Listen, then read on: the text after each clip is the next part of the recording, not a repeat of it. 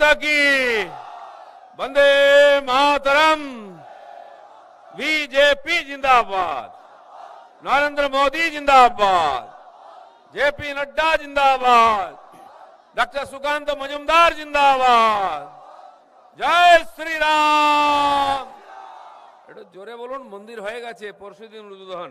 জয় জয় শ্রী রাম। হ্যাঁ, অযোধ্যা অবধি আওয়াজ যাওয়া চাই, নবান্ন অবধি আওয়াজ যাওয়া চাই। বন্ধুগণ, আজকে আমাদের মাননীয় রাজ্য সভাপতি এখানে এসেছেন, তার ভাষণ আমরা শুনব। গত 5 বছর ধরে, গত লোকসভার আগের থেকে, যেদিন থেকে আমরা সংঘর্ষ শুরু করেছিলাম আরামবাগ জেলাতে, তখন আমাদের আজকের যিনি জেলা সভাপতি বিমান ঘোষ, যুব নেতা, তিনি দায়িত্ব নিয়ে লড়াই শুরু করেছিলেন। তখন আমি বহুবার এসেছি, বহু জায়গায় সভা করেছি, আমার ভাষণও শুনেছেন।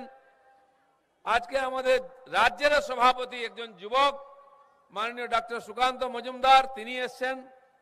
আমাদের পার্টির বরিষ্ঠ নেতা বিশ্বনাথ কারক, যিনি একাধিকবার বামপন্থের তরফ থেকে এমএলএ ছিলেন, আজকে আবার বিজেপির কাজকে বাড়াবার জন্য এসেছেন তিনি। সুশান্ত দা, মধুদা, আমাদের পুরনো কর্মীরা সবাই এখানে বসে আছেন। এমপি ক্যান্ডিডেট ছিলেন মাস্টারমশাই, তিনিও এসেছেন। আগামী এই যে 24 সাল শুরু হয়েছে, আমরা স্লোগান দিয়েছি আর একবার মোদী সরকার। কি হবে? তো মোদী সরকার তো হবেই। আমি বলে দিচ্ছি, পশ্চিম বাংলা থেকে যদি একজন এমপিও না যায়, মোদী সরকার হবে। কারো সন্দেহ আছে? কিন্তু বন্ধুগণ, গতবারে বলা হয়েছিল আব কি বার 300 পার। 300 পার হয়েছিল গতবারে, 282 থেকে। কি করে 300 পার হয়েছিল মোদীজির? পশ্চিম বাংলা থেকে আমরা 18টা এমপি সিট দিয়েছিলাম। কি দিয়েছিলাম কিনা? কিন্তু একটুর জন্য আরামবাগ সিটটা আমরা জিততে পারিনি। তাহলে 19 হতো।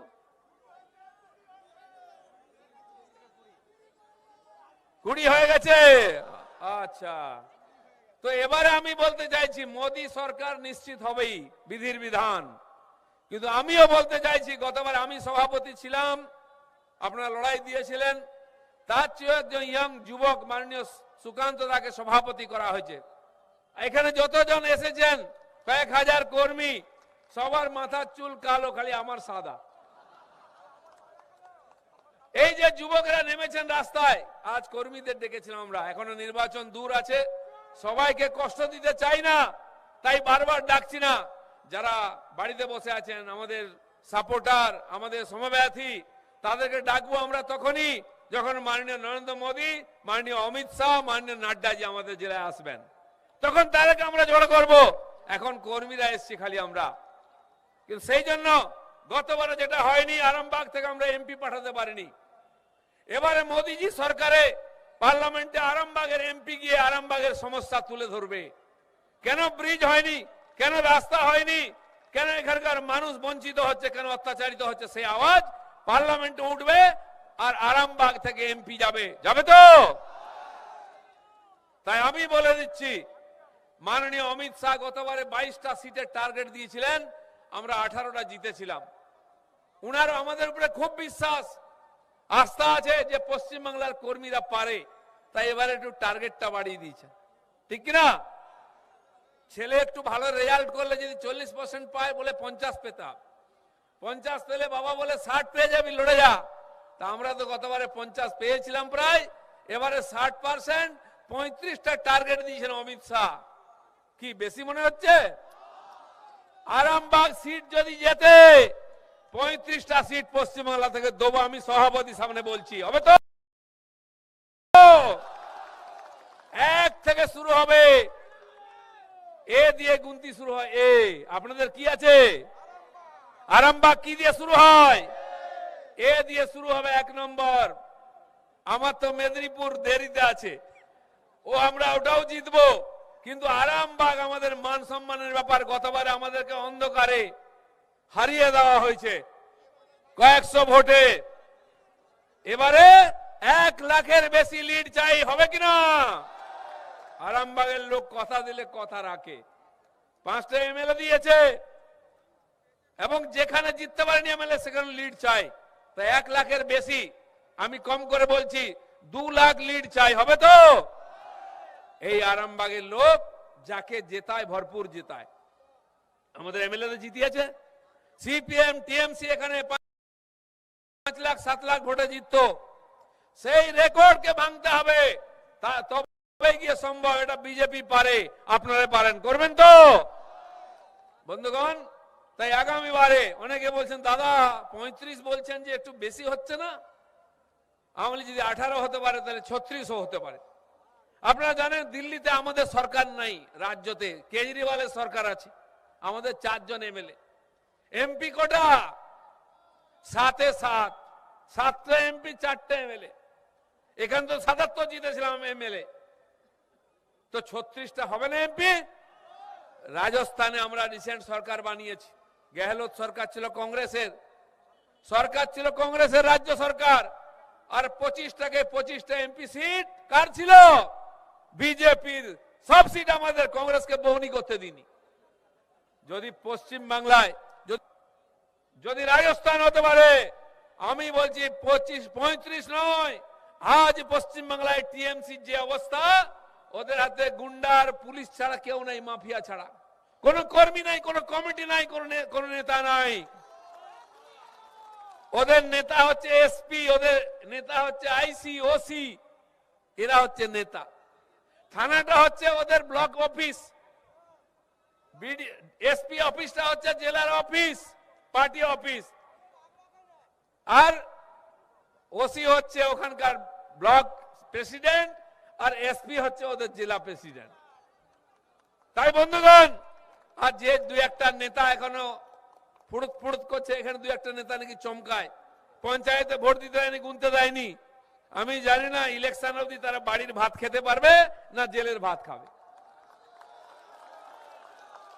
চিন্তা করবেন না, গরিব মানুষের পঞ্চায়েতের টাকা, 100 দিনের কাজের টাকা, রাস্তার টাকা, জলের টাকা, বিদ্যুতের টাকা, রেশনের টাকা যারা লুট করেছে, তারা বাড়ির পাতলা চালের ভাত খেতে পারবে না।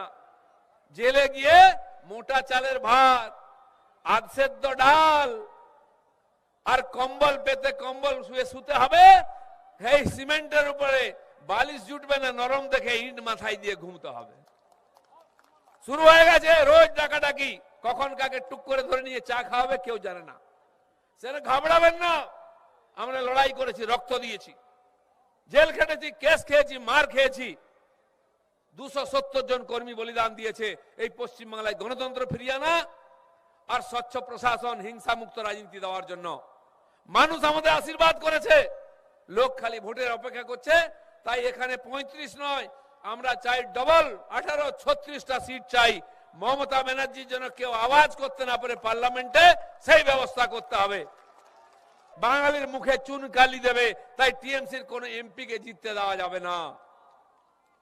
আর এই টিএমসির নেতারা পুলিশের সঙ্গে হাত মিলিয়ে আমাদের এই যে দক্ষিণ বাংলা গ্রামগঞ্জের গরিব মানুষ, সাঁওতাল, মুন্ডা, ভূমিজ, বাউরি, বাগদি, ধোপা, নাপিত, কামার, কুমোর, ছুতর, এই যে গরিব মানুষ, এই যে এসটি, এসসি, ওবিসি গরিব মুসলমানরা, যাদের জন্য নরেন্দ্র মোদী বাড়ি বানিয়ে দিচ্ছেন, বাড়িতে গ্যাস দিচ্ছেন, শৌচালয় বানিয়ে দিচ্ছেন, যে গরিব চাষিদের যিনি 6000 টাকা দিচ্ছেন, এদের টাকা লুট করেছে টিএমসির নেতারা। এই গ্রাম বাংলার গরিব, আদিবাসী, পিছিয়ে থাকা এসসি এসটি লোকেদের সবার কাছ থেকে লুট করেছে। এর প্রতিশোধ নিতে হবে। যতদিন এই সরকার থাকবে, এই টিএমসির এমএলএ এমপি থাকবে, প্রধান পঞ্চায়েত থাকবে, ততদিন গরিবের টাকা লুট হবে, গরিবকে বঞ্চিত করা হবে, গরিবের অধিকার সুরক্ষিত হবে না। তাই নরেন্দ্র মোদী হাজার হাজার কোটি টাকা পাঠাচ্ছেন, মাটিতে পৌঁছচ্ছে না, লুট হয়ে যাচ্ছে। তাই এখান থেকে সমূলে বিনাশ করতে হবে টিএমসি কে। আর এরা কত অত্যাচারী দেখুন, অধার্মিক। রাম মন্দির তৈরি হচ্ছে দিল্লিতে, অযোধ্যাতে, 6500 সাধু সন্ত, সব পার্টির নেতা, খেলোয়াড়, অভিনেতা সবাইকে ডাকা হয়েছে, সবাই যাচ্ছেন রামকে দর্শন করতে। দিদি কি করবেন সেদিন? তিনি সম্প্রীতি করবেন। কাদের নিয়ে করবেন? আচ্ছা, কোন হিন্দুর বাচ্চা সম্প্রীতির মিছিলে যাবে? যাবে? যে বেটার গায়ে হিন্দুর রক্ত আছে সে যাবে সম্প্রীতির মিছিলে? কেউ? তার যাকে আমি ধিক্কার জানাবো, সেই হিন্দুকে তার মা বাপ সম্বন্ধে সন্দেহ আছে যে সম্প্রীতির মিছিলে হাঁটবে। কোন হিন্দুর বাচ্চা যেতে পারে না ওই সম্প্রীতির মিছিলে। সে মিছিলে কারা হাঁটবে? যারা সিএ পাস হয়ে যাওয়ার পরে এখানে হাইওয়ে অবরোধ করেছিল, যারা বাস জ্বালিয়েছিল, যারা স্টেশন জ্বালিয়েছিল, ট্রেন জ্বালিয়েছিল, রেল লাইন উপড়ে দিয়েছিল, সেই অনুপ্রবেশকারী আর রোহিঙ্গাদের নিয়ে মমতা ব্যানার্জি সম্প্রীতি করবেন? সেই সম্প্রীতির মিছিলে কোন হিন্দুর বাচ্চা, রাম ভক্ত, রামের রক্ত যার গায়ে আছে সে হাঁটতে পারে না। যদি কেউ যায় সে কে কার বাচ্চা হবে? সে হিন্দুর বাচ্চা হবে না। আপনি দেখে রাখবেন, এখান থেকে যে যে সম্প্রীতির মিছিল আছে যাবে তাকে বয়কট করবেন। তার গায়ে হিন্দু রক্ত হতে পারে না যে রামের বিরুদ্ধে যায়। আমি দাঁড়িয়ে দিলীপ ঘোষ বলে যাচ্ছি, আমাদের বাপ ঠাকুরদা সম্বন্ধে কোনো সন্দেহ নাই। রাম আমাদের পূর্বপুরুষ। যারা রামের বিরোধিতা করছে সে হিন্দুর বাচ্চা হতে পারে না, তার গায়ে হিন্দুর রক্ত হতে পারে না। দিলীপ ঘোষ বলছে পারলে কেস করো, আর নাহলে ব্লাড গায়ে হিন্দুর রক্ত হতে পারে না। দিলীপ ঘোষ বলছে পারলে কেস করো, আর নাহলে ব্লাড টেস্ট করিয়ে নে তোর বেটারা, তোদের রক্ত রামের রক্ত নয়। সবাই অযোধ্যায় যাচ্ছে, দিদিমণি উল্টো দিকে, রাহুল গান্ধী চীনে যাচ্ছেন মণিপুরের বর্ডারে।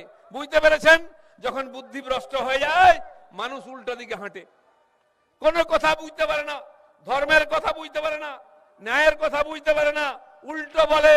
আজ মমতা ব্যানার্জি সেই হয়েছে, বুদ্ধি নাশ হয়েছে। বিনাশ কালে বিপরীত বুদ্ধি। রামের দিকে যাচ্ছেন না। যারা হারামের টাকা লুট করছে, গরিবের মানুষের লুট করছে, তাদের নিয়ে সম্প্রীতি করবেন। সারা পশ্চিমবাংলায় সম্প্রীতি নাই, টিএমসি পার্টির মধ্যে সম্প্রীতি নেই। কে কাঁচা ধরে টানছে, কে জামা ধরে টানছে, কে ঠ্যাং ধরে টানছে। বুড়ো আর ছোকরার লড়াই, বুড়ো বুড়োর লড়াই, এই হচ্ছে দিদির সম্প্রীতি। দিদি আগে পার্টির মধ্যে সম্প্রীতি করুন, আগে বাড়ির মধ্যে সম্প্রীতি করুন, তারপরে বাঙালিকে সম্প্রীতি শিখাবেন। এই সম্প্রীতির নাম করে এরা দেশকে ভাগ করেছে, বারবার দাঙ্গা করেছে, এখানে ধুলাগড় করেছে, মুর্শিদাবাদ করেছে, জায়গায় জায়গায় দেগঙ্গা করেছে। সেন সম্প্রীতির নামে যদি বাঙালিকে বোকা বানাতে আসে, তার সামনে দাঁড়িয়ে বলুন আর বোকা বানাবেন না, আর বাঙালিকে টুপি পরাবেন না, আর সেকুলারিজম সম্প্রীতি শেখাবেন না। আমরা ঘরপোড়া গরু, উদ্বাস্তু হয়েছে, মা বোনের ইজ্জত হারিয়ে, দেশ হারিয়ে আমরা শিখেছি আপনার সম্প্রীতির মিছিলে যাব না। পরিষ্কার বলুন, এই ধান্দাবাজি বন্ধ করুন।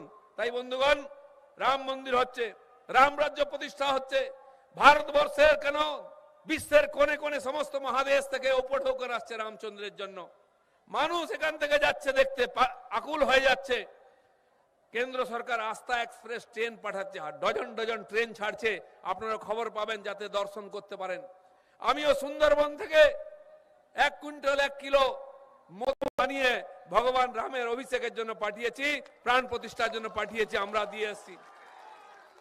সারা বিশ্ব অনেক কিছু দিচ্ছে, আমরা পশ্চিমবাংলার মানুষ আমাদের মনের থেকে ভালোবাসার রূপ সুন্দরবনের খাঁটি মধু পাঠিয়ে সবচেয়ে মধুর জিনিস রামকে আমরা দিয়েছি। তাই বলুন জয় শ্রীরাম। রাম রাজ্য প্রতিষ্ঠা হবে, পাপী তাপীরা নাশ হবে, পশ্চিমবাংলা কেন ভারতবর্ষে রাম রাজ্য হবে, শান্তি আসবে, সমৃদ্ধি হবে, নরেন্দ্র মোদীর নেতৃত্ব হবে। আসুন আগামী পরশুদিন মন্দিরে মন্দিরে পুজো পাঠ করুন, আনন্দ করুন, ভজন কীর্তন করুন। 12টা 29 মিনিটে ঘন্টা ঘড়িয়াল শঙ্খ বাজিয়ে ভগবানের মন্দিরের প্রাণ প্রতিষ্ঠা ঘোষণা করুন। এই আবেদন করে সবাইকে ধন্যবাদ। ভারত মাতা কি জয় শ্রীরাম। এই আবেদন করে সবাইকে ধন্যবাদ। ভারত মাতা কি।